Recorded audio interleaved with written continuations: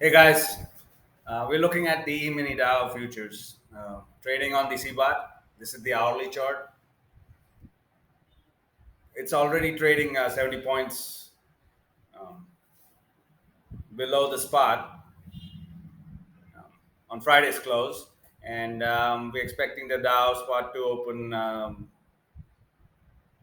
100 points down today, at least, because of the high inflation data coming out of China. The producers, the PPI has been it's quite high, and we've seen the Asian market sell off significantly, especially China with more than 3% down most indices. So let's look at some of the support and resistance levels the Dow could trade at today. Um, the first resistance is at 590.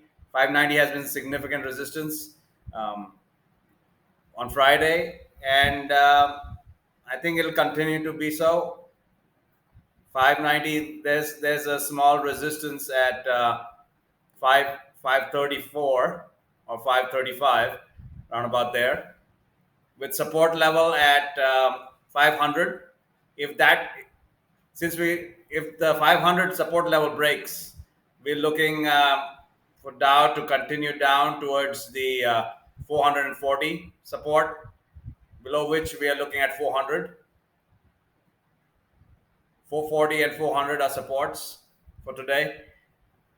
In case we break below the 400 level, our support down is at 390 and all the way down to 300. So we could see the Dow trade from a high of 590 all the way down to 300 today. That's not a whole lot, just 290 points, but still something. It's still the continuation of a downtrend. All right, guys. So basically, the market sentiment is negative, and these are your support and resistance levels.